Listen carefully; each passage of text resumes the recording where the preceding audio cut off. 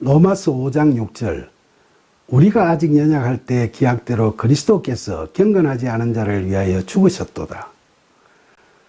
바울은 예수님의 십자가 죽음에 대해 이야기합니다. 여기서 우리가 아직 연약하다는 것은 죄로부터 자유로워지지 못한 상태, 즉 에베소서 2장 3절에서 우리 육체의 욕심에 따라 지내며 육체와 마음에 원하는 것을 하여 다른 이들과 같이 본질상 진노의 자녀이었더니 라는 상태에 있음을 의미하죠. 또 여기서 경건하지 않은 자라고 하는 것은 1장 18절에서 보았듯이 우상 숭배자들처럼 갖가지 불의로 진리를 막는 죄진자들을 가리키고 있죠. 그리고 기약대로라는 대목은 헬라어 원어 성경을 보면 에티카타 카이론, 즉 에티는 지금도라는 뜻이고 카타는 무엇에 따라라는 뜻이며 카이로는 기본형이 카이로스인데 이건 하나님의 시간을 의미하죠. 그러니까 기약대로라는 대목을 헬라어 원어 성경으로 직역하면 지금도 하나님의 시간에 따라라고 할 수 있죠. 그런데 지금도라는 뜻의 헬라어 에티라는 단어가 중간뿐만 아니라 본절 맨 처음에도 있는 걸 보면 지금도 예수 그리스도께서는 우리가 연약한 상태에 있을 때 바로 지금도 하나님의 시간을 따라 경건하지 않은 자들을 위해 죽으셨다. 고 바울은 이야기했다고 볼 수 있죠. 잘 아시다시피 시간이라고 할 때 보통 우리의 일상적인 시간은 크로노스라고 하고 하나님의 시간을 카이로스라고 하죠. 바로 하나님의 경륜이 세상 가운데서 펼쳐지는 시간을 의미하는 거죠.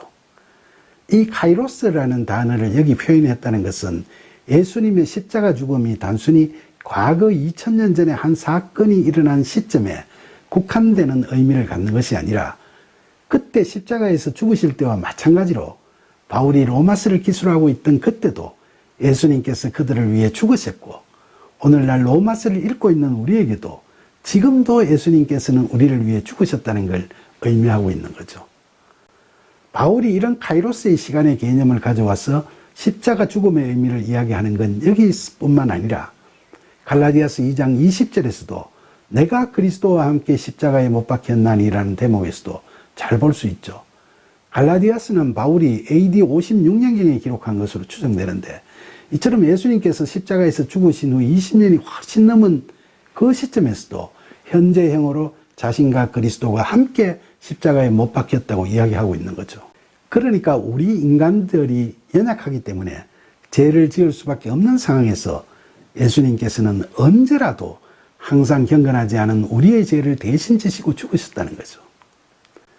로마서 5장 7절 의인을 위하여 죽는 자가 쉽지 않고 선인을 위하여 용감히 죽는 자가 혹 있거니와 8절 우리가 아직 죄인 되었을 때 그리스도께서 우리를 위하여 죽으심으로 하나님께서 우리에 대한 자기의 사랑을 확정하셨느니라. 7절의 말씀은 히브리인들이 시문학에서 즐겨 사용하는 평행대꾸법을 사용한 말씀이죠.